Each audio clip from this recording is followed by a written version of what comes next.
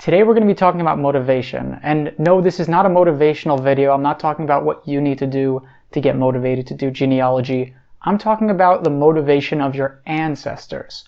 What thought process went into their minds when they decided to put a certain bit of information down on a document? Now, sometimes this can mislead a budding genealogist because you might see something be written down that appears contradictory to what you know about the person, or it may just be completely misleading. And there are a number of reasons for this, and it's important to psychologically understand the motivations behind these decisions. I'm Yona Paley, and I believe genealogy is fun. Why did your ancestor put down the wrong date of death, or the wrong date of birth, or the wrong name on a document? Today we're going to find out why.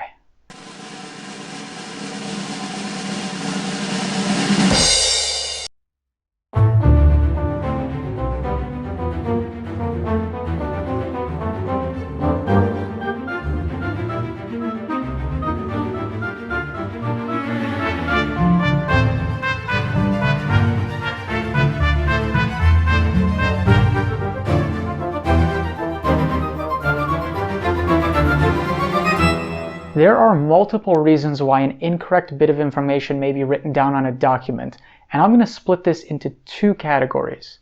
There's the unintentional and the intentional. Unintentional is where somebody intends to put the right piece of information down, but for whatever reason, maybe they didn't know it, maybe they thought something else. And you find this a lot with death certificates, because a death certificate's only as good as the knowledge of the person putting the info down. So somebody may think that a person was born in one city when they were really born in another. Or they might think that the person's age was, 10 years younger or 10 years older than they actually were. You get this a lot with immigrants. People didn't really necessarily keep track of their birthdays in as good of a manner as they do now. So a lot of times you'll get incorrect ages, incorrect dates, incorrect places of birth, and it should be noted that for the most part, this is not done on purpose, it's just a mistake, and there are a number of things you can do to try to rectify this. So, you can try to find the original birth record. Another trick that I like to use is that gravestones I've found to be, on average, significantly more accurate than death certificates. And why is this?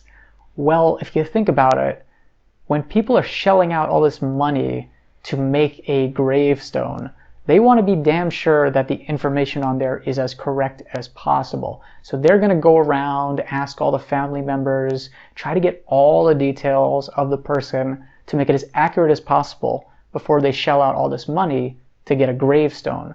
Whereas a death certificate, people may be under some sort of duress, people are grieving because the person just died, or the only person who was around to give the information to the coroner, to the doctor, may just have not known the person, or the name of the person's parents. So always take death certificates with a grain of salt, and always try to pay attention to who is the one giving the information for the death certificate. Now we're going to move into a bit more of a middle ground territory, where this is where someone puts information that is incorrect. So this is in the knowing that you're putting false information down, but it is also kind of a white lie.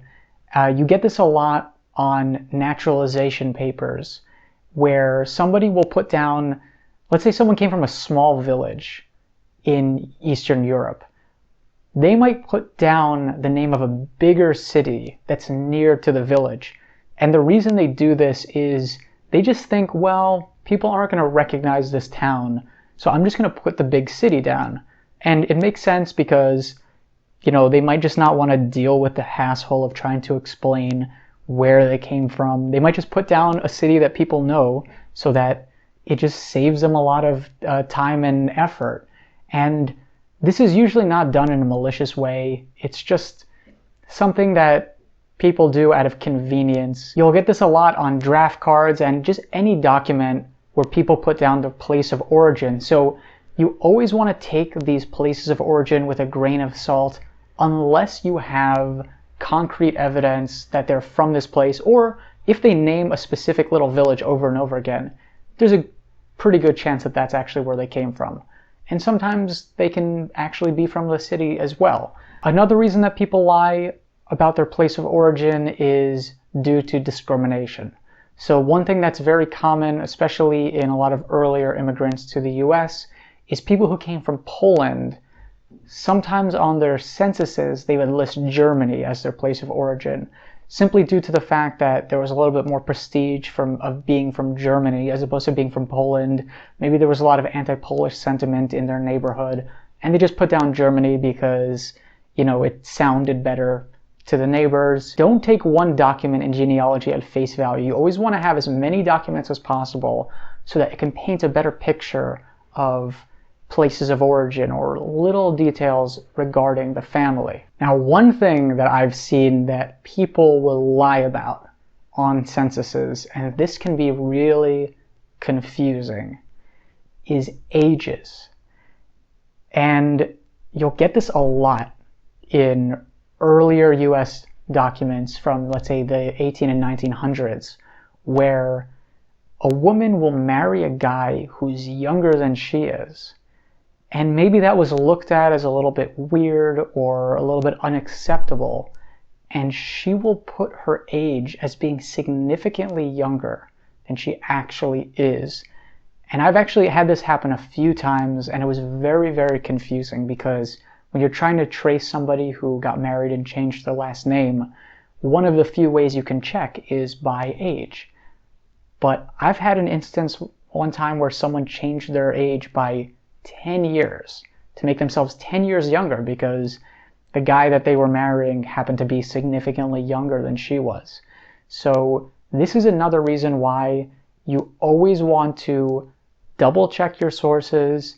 And in genealogy, you're researching people. We are all motivated by different things, and the more that we can understand the motivations that people had when they told people certain things, the better we can be at researching them. Because when we see a lot of conflicting sources, we can pick up on why they may be conflicting, why they might be inconsistent. Inconsistency is a part of genealogy, and it's just something that you're going to have to deal with. But the more that you can understand people's motivations behind things, the better you're going to be at deciphering when something may seem not right. So there you go. This was more of a mindset-oriented video. Like anything in life, especially here in genealogy, the better you understand the mindset behind what people are doing, the better equipped you're going to be able to crack family mysteries. Because you're not going to look at false information as, you know, this means that this person's not related to me. You're going to use your judgment, and you're going to put the person in context of their place, in context of their culture, in context of their family, in order to determine for yourself whether or not this is actually what you think it is. And that wraps up our episode. If you have any thoughts or comments, please make sure to comment down below. I'm always looking forward to bringing you more videos as well as tips and tricks that you can use in your own genealogy research. So thank you so much for watching, subscribe, and we'll get you next time.